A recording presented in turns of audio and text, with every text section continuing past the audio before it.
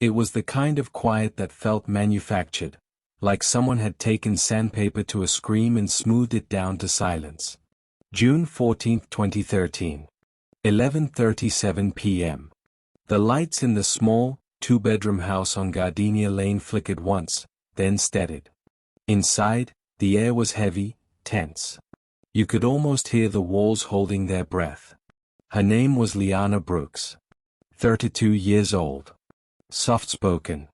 Worked double shifts at a local diner, came home to an empty fridge and a man with fists like thunder. She had learned to whisper through bruises. She had learned not to cry too loudly. But that night, something changed. In the corner of the living room, crouched behind the coffee table, Liana gripped her phone like it was oxygen. Her hand shook as she dialed. 911. The call connected. A dispatcher's voice, flat, procedural, filled her ear. 911, what's your emergency? Liana's voice trembled as she spoke. My name is Liana Brooks. I need help. He's here.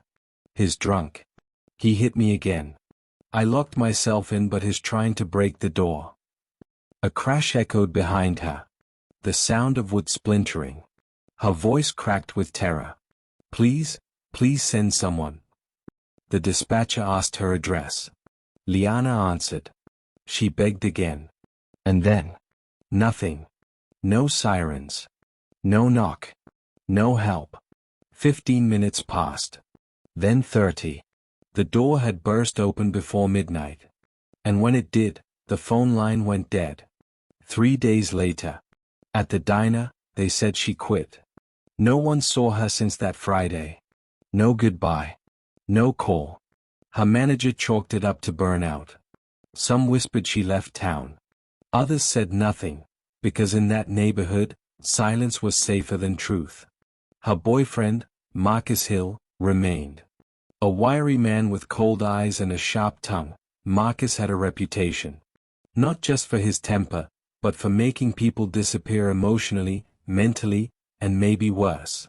When Liana's neighbors asked where she'd gone, Marcus muttered something about her needing space. He played music louder after that. Covered the windows with blackout curtains. Kept to himself. Police were never called, not even for a welfare check. And the city moved on. 6 years later. Summer 2019. Gardenia Lane was changing. The old houses were being flipped, painted, modernized. When Marcus was evicted for unpaid taxes, the property was sold within weeks. A young couple moved in, bright-eyed, hopeful. They tore up the floors. Knocked out walls. Breathed new life into the space. Until they reached the back room, the one Marcus had always kept locked. Tucked behind a closet wall, they found a false partition. Behind it, a sealed space no more than 4 feet wide. Inside it, a moldy mattress. A broken phone. A dried blood on the wood floor. And a necklace, tarnished but still readable. Liana. The moment the story hit local news, the phone started ringing. One of those calls came from Veronica James, a part-time dispatcher who worked that June night in 2013. She'd been covering a double shift for a colleague. She remembered that call. She remembered Liana's voice. And she remembered what didn't happen afterward. We logged it, she told investigators. I sent it to patrol. But the unit never marked it complete. No one ever followed up. And just like that, the floodgates opened. Old calls. Buried complaints. Warnings ignored. An internal affairs probe began. Marcus Hill, now living 2 states away, was arrested on unrelated charges. But suddenly, he was the prime suspect in what the city now feared was a long-forgotten homicide. No body. No conclusive DNA. Just a room of horror and silence. Investigators scoured the space. Cadaver dogs were brought in. Soil samples taken from the backyard. The city watched with bated breath. Who had failed her? What did Marcus do that night? Why had no officer responded? And the question that burned in everyone's mind. Was Liana still alive when they could have saved her? When the detective stepped into the hidden room behind the closet, the air changed. It wasn't just the staleness of sealed time or the rot clinging to old fabric, it was something colder. Heavier. As if the room itself had been holding its breath for years. Detective Nina Delgado, lead investigator on the reopened case, crouched low beside the mattress. Her gloved fingers traced the edge of the broken cell phone, its screen frozen in spiderweb cracks. Dispatch log shows she called 911 at 11:37 p.m., her partner, Detective Ray Connors, said. Call lasted 43 seconds before cutting off. Nina held up the phone carefully. The battery was long dead, but they'd already requested a tech team to attempt data recovery. Every second of that call could matter. But even without the phone's memory, the room told its own story. There were scratch marks on the inside of the drywall, short, frantic lines gouged with fingernails. A smear of something brown-red led to the baseboard. In the corner, half covered by debris, a faded, water-damaged journal. Nina opened it. The first page read in a shaky hand. If anyone ever finds this, my name is Liana Brooks. I am not crazy. I am not missing. I am trapped. They took the journal into evidence, but the words inside burned into Nina's mind long after. June 15, 2013. I don't know what day it is. I think he knocked me out. My head hurts. I keep hearing footsteps. But he doesn't answer when I call out. I don't know if he even knows I'm still alive. June 19, 2013. I screamed when I heard someone knock on the neighbor's door. They didn't hear me. Or maybe they did and they just didn't care. June 23, 2013. I wrote 911 in dust on the floor. Like it would matter. The entries became more erratic as the days wore on. Then they stopped altogether. The last page held a single sentence, underlined 3 times. They never came. By the time the journal leaked to the press, the city was boiling. The police chief, visibly shaken, held a press conference calling the revelations deeply disturbing. But the public was less diplomatic. Protesters gathered outside the precinct. Women came forward with stories of domestic abuse calls dismissed or ignored. Some were recent. Others, like Liana's, had gone unspoken for years. The department launched an internal audit. Dispatch logs, officer movements, response times, everything came under scrutiny. The name Liana Brooks became a rallying cry. Not just for justice, but for accountability. Marcus Hill was located in rural Georgia, living under his real name but working off the grid. His arrest, initially for outstanding warrants, came quietly. But when the detectives presented the evidence from the Gardenia Lane house, his demeanor shifted. I don't know what you think I did, he said flatly during the interview. She left. She always threatened to.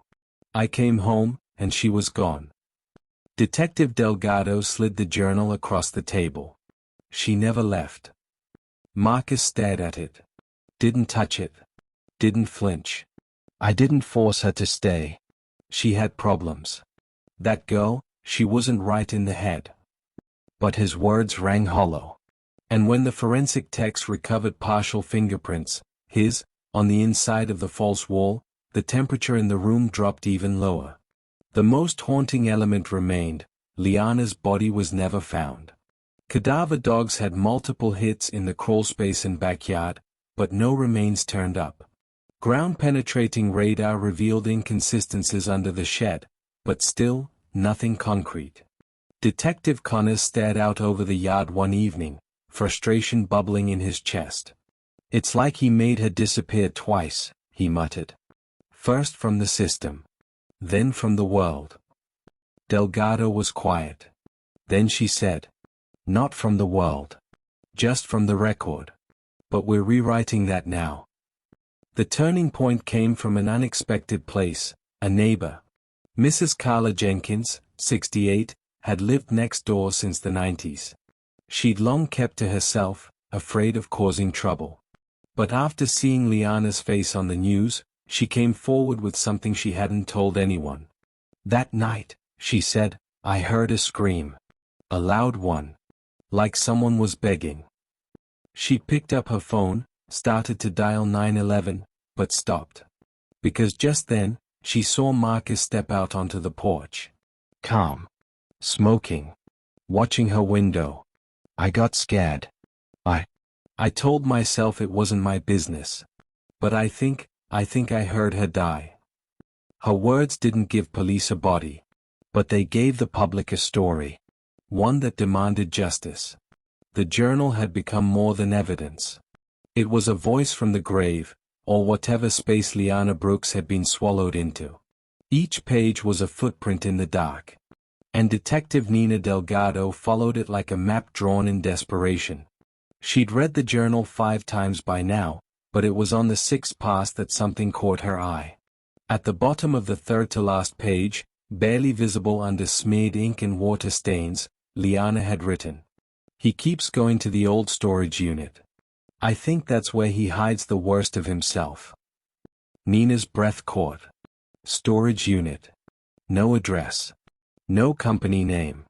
But now they had a direction. And in cold cases like this, even a whisper of a lead was enough to kick down doors. Marcus Hill had used a series of P.O. boxes and aliases over the years, most of which led nowhere. But a 2011 bank statement recovered during the investigation showed monthly payments to a storage facility outside town, Clayview Storage, Unit Number 306.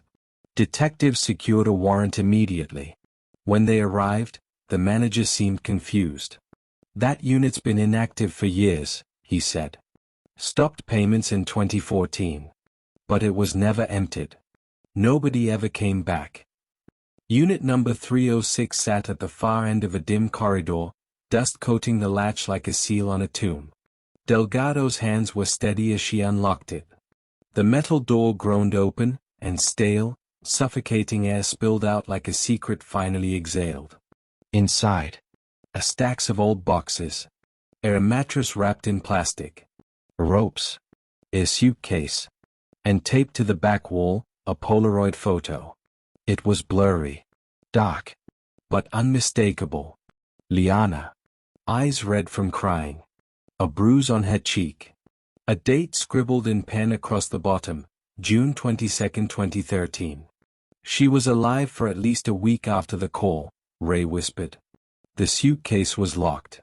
A heavy-duty one, black with rusted corners. When they forced it open, the contents were chilling. A woman's clothing, blood-stained. A hair strands consistent with Liana's DNA. A burner phone. A recording device. And beneath a false bottom, a bone fragment. Forensics confirmed it. Human. But incomplete. Still not enough to confirm death. Not legally. But now there was no doubt, Liana had been held, tortured, and likely murdered. The DA's office convened an emergency grand jury. The evidence, though still missing a body, painted a damning picture of premeditated kidnapping, false imprisonment, and presumed homicide. Marcus Hill was officially charged. But the courtroom wasn't the only place seeing action. The Internal Affairs investigation revealed what the public feared most. On the night of June 14, 2013, Officer Darrell Kane had been the responding patrol unit dispatched to Liana's address. He never marked it complete. Never even left his post. Why? Because Marcus Hill had been an off-the-record informant for another officer, Sergeant Wayne Mercer, and had quietly been protected from minor charges in exchange for tips. That protection had cost Liana her life. The revelation ignited the city. Protesters filled downtown. News outlets ran specials titled "The Call That Went Nowhere." Officer Kane was suspended pending investigation. Sergeant Mercer resigned.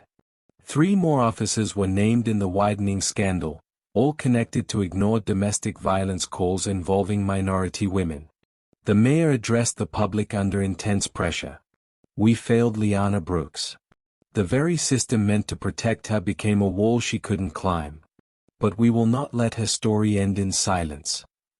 A city fund was created in her name, the Brooks Act, allocating resources to victims of domestic abuse and mandating immediate officer response to 911 calls involving violence. But still, for Nina Delgado, it wasn't enough.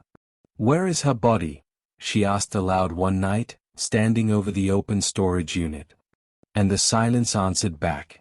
1 week later, as the legal battle intensified and Marcus's lawyers maneuvered for a plea deal, a letter arrived at the precinct. No return address. Inside, a single photograph. Liana. Older. Wearing different clothes. Sitting on a wooden bench near a body of water. On the back of the photo, 2017, Portland. Detective Nina Delgado stared at the photograph for what felt like an eternity. The creases on the back. The faded edges. The ink handwriting, hurried, almost shaky. And Liana's face, older, yes. But unmistakable. Still haunted. Still watching the camera with a flicker of fear tucked behind her eyes. "If this is real," she whispered, "she survived." The implications were explosive. Everything they thought they knew, the storage unit, the blood, the evidence, all of it now hung in the air like fog before a storm. If Liana was alive in 2017, where had she been? And why hadn't she come forward? Ray Jordan wasn't convinced. He'd seen too many cold cases, too many false leads. "Photos can be doctored," he said, tapping the image under forensic light. This could be a stunt. A distraction from Marcus's legal team. But Delgado wasn't so sure. She knew a woman's eyes when they were hiding something, hiding trauma, pain, maybe a life spent in the shadows. And in that photo, Liana wasn't just hiding. She was waiting. Portland was a sprawling city, but Nina and Ray followed the trail like bloodhounds. They scoured missing persons records, shelters, rehab centers, women's clinics, anywhere someone trying to disappear might have gone. They brought the photo to local law enforcement, canvassed the neighborhood near the lake where the bench was located, even interviewed vendors and joggers who frequented the park. Nothing. Until a former outreach worker named Daisy Romero looked at the photo and froze. "I remember her," she said. "She came through our shelter in 2016. Gave the name Marie. Wouldn't talk much. Said she was running from a ghost. She stayed for just 2 nights. Then vanished." Delgado's pulse quickened. They were close. Back in the precinct, Delgado pushed harder, revisiting cold records, this time searching under the alias Marie Brooks. A hit. A low-income apartment lease opened under a third-party assistance program in 2018. The landlord remembered her clearly. Quiet lady. Always paid in cash. Moved out without warning a year later. They pulled the forwarding address she left behind. It led to a P.O. box in Seattle. And then, finally, a miracle. The box had just been checked 2 days ago. Nina and Ray drove through the night, arriving at a small women's cooperative housing unit nestled on the outskirts of Seattle. They showed the photo at the front desk. "She lives here," the attendant confirmed. "Her name's Marie Carter. Room 3B. They approached the door. Nina raised her fist, paused, then knocked gently. No answer. She knocked again. This time, the door opened, just a crack. And behind it, eyes wide, breath held, was Liana Brooks. She didn't scream. She didn't run. She just stared, her face as pale as snow. "You found me," she whispered. Inside, over tea in silence, the truth unraveled like stitches pulled from a wound. She had survived. Barely. Marcus had kept her in captivity for 9 days after the 911 call. He moved her constantly, drugged her at night, beat her when she tried to escape. But during a heavy thunderstorm on the 10th night, she escaped through a broken bathroom window while he was passed out. She ran. No shoes. No phone. No plan. "I didn't go to the police because the police never came for me," she said through tears. "I called. I screamed. And they let him have me. Why would I go back to them?" She had hitchhiked her way out of the state, taken on odd jobs, lived in shelters. She changed her name. Cut ties with everyone. Her family thought she was dead. And for a long time, I wanted to be, she admitted. I blamed myself for staying so long. For not running sooner. For trusting anyone. Delgado reached across the table, her voice barely a whisper. You were a victim. But you're still here. That means you're a survivor. Liana agreed to return to the city. Her reappearance made headlines nationwide. Woman presumed dead in 9/11 failure case found alive after 12 years. The trial against Marcus Hill was reopened, now with Liana herself ready to testify. But it wasn't just Marcus on trial anymore, it was the entire system that had allowed her to disappear. When Liana walked into that courtroom, it was like time stopped. The woman Marcus Hill once controlled now stood tall, her voice steady, her eyes unflinching. She described in graphic detail the night of June 14, 2013. The abuse. The escape. The fear that followed her for over a decade. I am not here because justice found me, she said in her closing statement. I'm here because I came back to find justice, not just for me, but for every woman who called and was met with silence. The courtroom was still. Even the judge looked shaken. Marcus Hill sat stone-faced, his mask finally broken. Verdict. Guilty. On all charges. Sentenced to life in prison. But the city knew the deeper rot had been exposed. The police department underwent a full restructuring. New leadership. New policies. And the mayor introduced sweeping reforms to 911 response protocols. Liana declined every interview offer. She returned to Seattle quietly, under a new name once again, but this time, not to run. She joined a women's advocacy group. Started working with survivors. Became the voice she once needed. One night, Delgado received a postcard. No return address. Just a message. Thank you for hearing me, even when no one else did. Oh. She kept it in her desk drawer, beneath the photo. A reminder. Of the night a woman called for help. And how the silence almost swallowed her whole. But didn't. If you enjoyed this episode of Chase Studio Stories, please like, subscribe, and turn on notifications. Your support helps us continue to share impactful and meaningful content.